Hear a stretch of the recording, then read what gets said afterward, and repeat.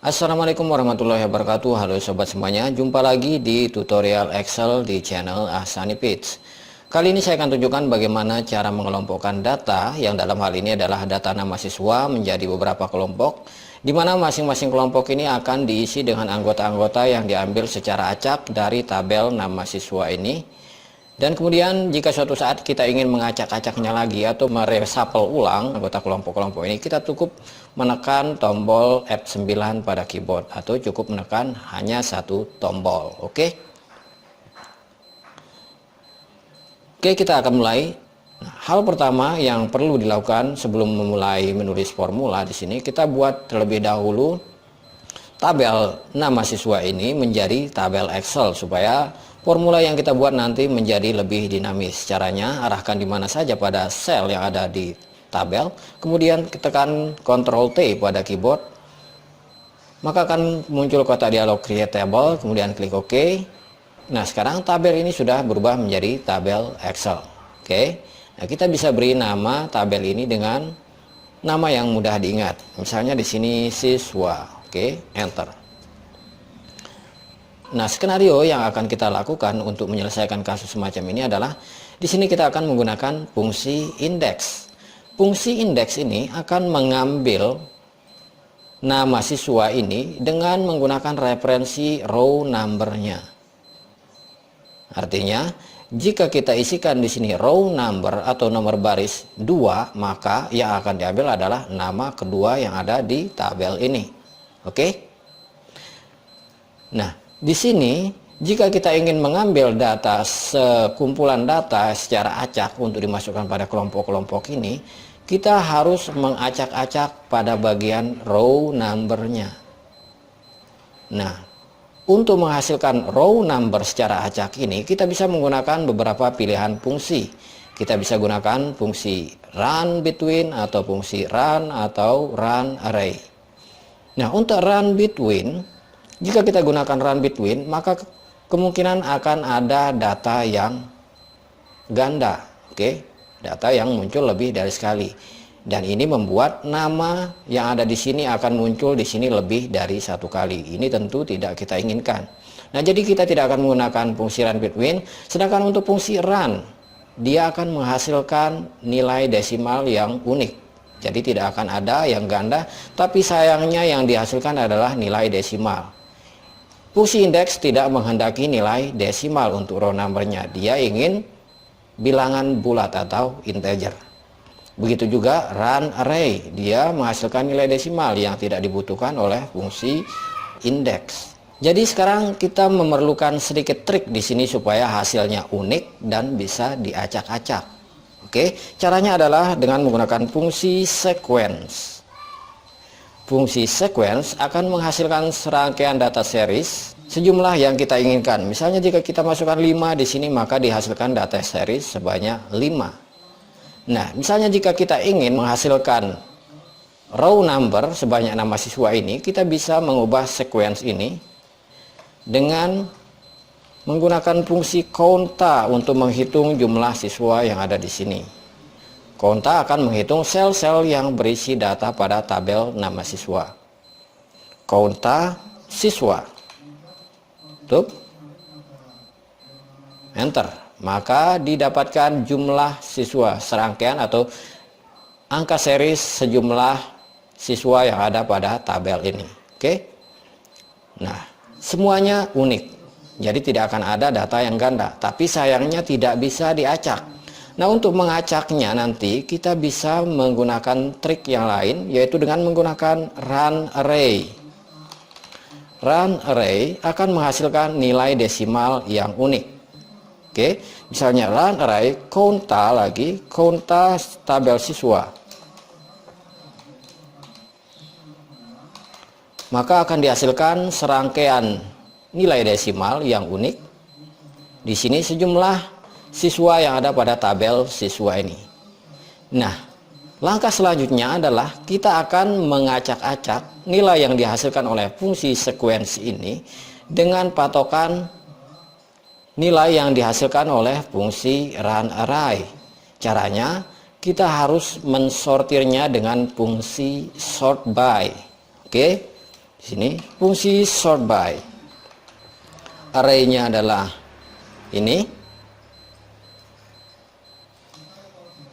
Oke. Sedangkan untuk by array-nya kita gunakan ini. Data yang dihasilkan oleh fungsi run array. Oke. Tutup kurung dan enter. Maka bisa kita lihat di sini angka yang dihasilkan oleh fungsi sequence ini akan diacak-acak berdasarkan patokan dari nilai yang dihasilkan oleh fungsi run array. Nah, inilah nilai yang diperlukan oleh fungsi indeks yang akan kita terapkan di atas. Oke, kita akan mulai terapkan skenario yang kita buat di sini. Kita masuk ke fungsi indeks. Untuk array kita pakai tabel siswa.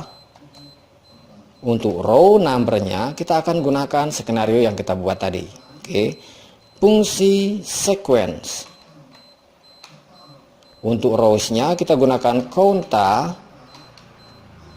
tabel siswa. Oke. Tutup kurung untuk fungsi sequence. Dan untuk nilai desimal yang akan kita gunakan untuk mengacak-acak nilai yang dihasilkan oleh fungsi sequence ini, yaitu run array conta siswa. Tutup kurung untuk fungsi run array.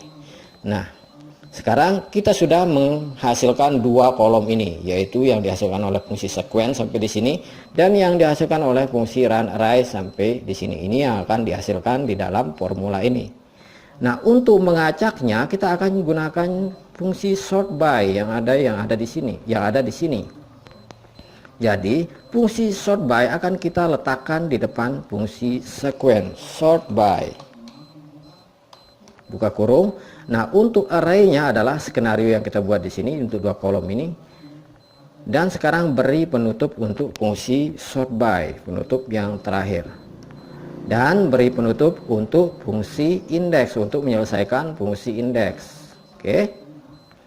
Nah, jika nanti kita enter ini, maka akan dihasilkan serangkaian data dalam satu kolom, di mana data tersebut adalah data yang acak. Oke. Nah, tapi di sini kita tidak akan menggunakannya untuk satu kolom. Kita akan membaginya ke dalam 4 kolom. Nah, di sini sudah kita tahu bahwa jumlah siswa adalah 32.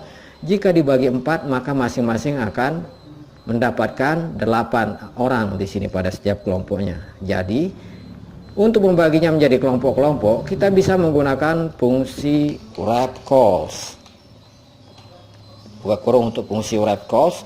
Untuk vektornya, kita gunakan fungsi indeks ini sampai seterusnya.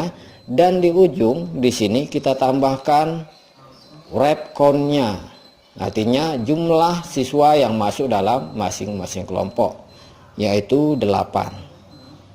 Tutup kurung dan enter.